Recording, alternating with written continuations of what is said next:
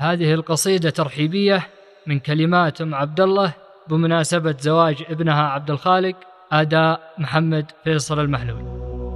يا لا لا لا لا لا لا لا لا لا لا لا لا، يا مرحبا عدنا بتلفوق رؤوس الجبال، واعداد خط القلم لا خط به كل قاري.